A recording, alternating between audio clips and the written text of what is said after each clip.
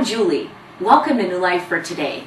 We are changing lives by offering the good news of Jesus Christ to average, ordinary people here in our hometown, region, and around the world. And I'm looking forward to spending just a few minutes with you, exploring the question, why did they kill Jesus? Have you ever wondered why? The Jesus we hear about today seems so harmless. Mothers often quote one of his favorite phrases, "Love your neighbor as you love yourself." That doesn't sound too scary. It may be new, but I don't think it sounds scary. Jesus also encouraged his followers to love the Lord your God with all your heart, soul, mind, and strength. Does this sound threatening to you? For those not familiar with the teachings of Jesus, it may sound weird, but not threatening. Jesus certainly did not deserve the death of a common criminal. He did not deserve the same excruciating death as the common murderer. In order to find out why they did kill Jesus, we have to look at his life and his death from a detective's point of view.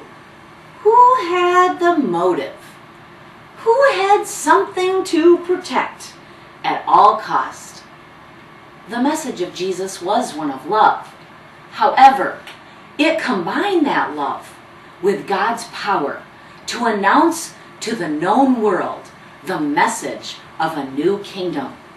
Understanding this new kingdom required a new paradigm of thinking and letting go of the old, oppressive religious rules and regulations. The ordinary people loved his teaching. On the other hand, the religious leaders of the day had great control and power over the Jewish people. And this brought the scribes and Pharisees lavish personal privileges and enviable public influence. They loved being people of status and gaining the admiration of others. It was obvious that Jesus was infringing on their turf, and they were not happy about it. Jesus not only focused on love, but he wanted to demonstrate and prove God's power to the masses through signs and wonders. His kingdom was based on more than just words. His kingdom was based on meeting the needs of the people. Jesus wanted them and us today to see that God's love is real and tangible. Abundance and freedom were being offered to all who would enter in.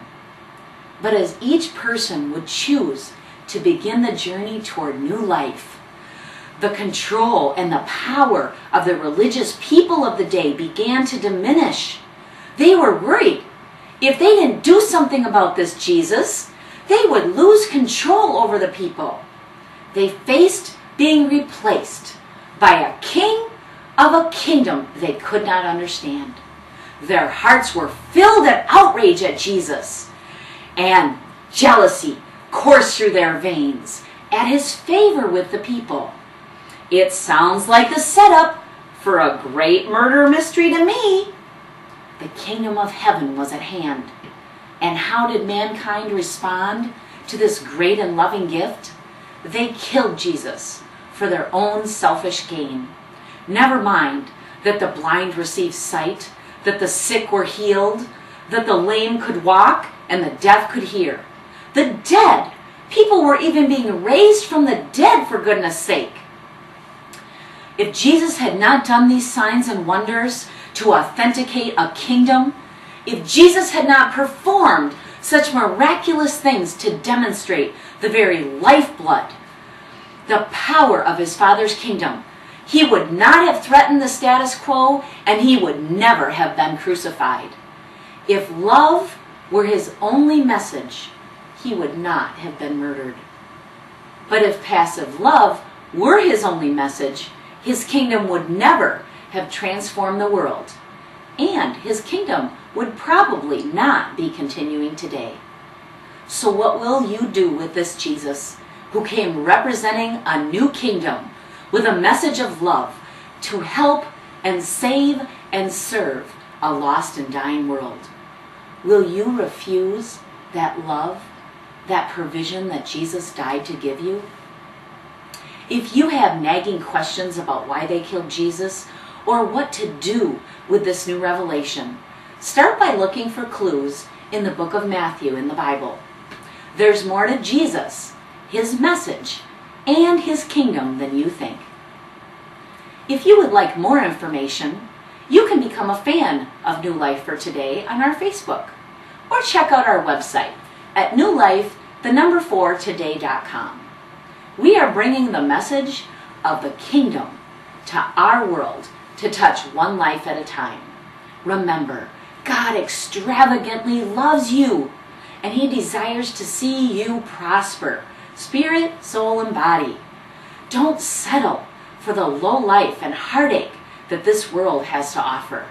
Start receiving God's best for your life today. Thanks so much, and we'll see you next time on New Life for Today.